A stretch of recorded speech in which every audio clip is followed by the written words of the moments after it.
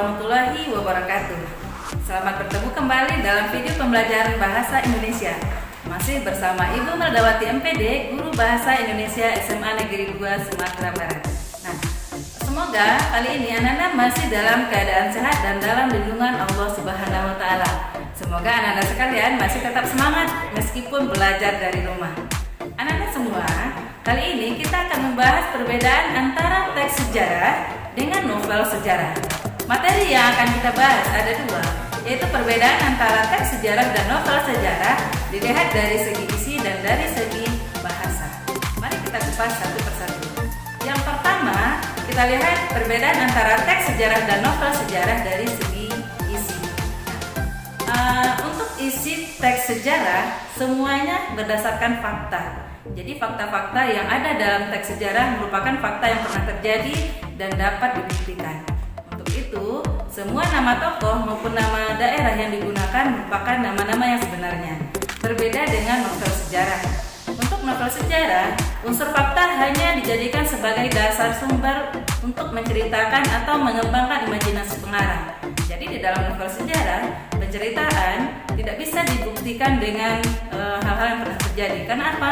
Karena semuanya merupakan rekayasa dari penulisnya. Untuk itu, nama dan nama tempat, nama tokoh dalam novel sejarah merupakan rekayasa belaka. Nah, itulah perbedaan antara teks sejarah dan novel sejarah dari segi isinya.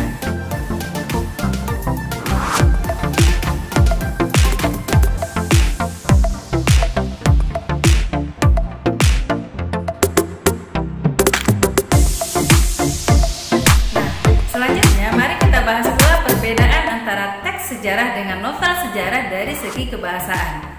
Ada beberapa kebahasaan novel sejarah yang tidak kita temukan dalam teks sejarah. Yang pertama adalah peribahasa. Peribahasa merupakan kalimat ringkas, padat, yang biasanya isinya perbandingan, perumpamaan yang berisi nasihat, prinsip-prinsip hidup, atau aturan-aturan berperilaku. Contoh, bagaikan api di dalam sekam. Kemudian contoh lain, bagaikan pinang dibelah dua. Contoh lain adalah anjing menggonggong, kafilah berlalu, dan contoh lain sebagainya. Nah, yang kedua yang tidak ditemukan dalam teks sejarah namun ada dalam novel sejarah adalah ungkapan. Ungkapan sering juga disebut dengan idiom. Nah, apa maksudnya? Maksudnya adalah gabungan kata yang mempunyai makna atau pengertian baru. Contoh, tulang punggung, kemudian memeras keringat, kemudian rendah hati, dan lain sebagainya. Selanjutnya, kebahasaan yang tidak kita temukan dalam teks sejarah namun ada di dalam novel sejarah adalah tuturan langsung atau dialog. Nah, tuturan langsung atau dialog merupakan pernyataan yang langsung disampaikan oleh penutur. Contoh, kapan kamu pulang, Din? Tanya Mama. Besok pagi, Ma, jawaban Dina. Nah, pertanyaan Mama kemudian jawaban Dina tadi merupakan penuturan langsung.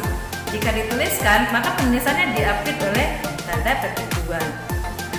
Kemudian kebahasaan yang tidak ada dalam teks sejarah namun sering kita jumpai dalam novel sejarah adalah penggunaan kata sifat yang menggambarkan perilaku tokoh. Tentu saja tidak kita temukan dalam teks sejarah, karena teks sejarah tidak menceritakan secara imajinasi tokoh-tokoh yang ada. Nah, kata-kata ini sering kita temukan dalam novel sejarah. Contoh, sangat baik, tidak sombong, dan lain sebagainya. Terakhir, kebahasaan yang tidak kita temukan dalam teks sejarah namun ada dalam novel sejarah adalah majas. Majas merupakan gaya bahasa yang imajinatif dan menggunakan kata-kata kias. Nah, majas-majas ini banyak sekali jenisnya. Namun secara garis besarnya ada 4. Yang pertama, majas perbandingan, rentangan, kemudian majas sindiran, dan majas penegasan. Nah, untuk majas ini akan kita bahas pada pertemuan di video selanjutnya. Nah, sampai jumpa lagi. Semoga pembahasan kita kali ini sangat membantu Anda dalam belajar di rumah. Wassalamualaikum warahmatullahi wabarakatuh.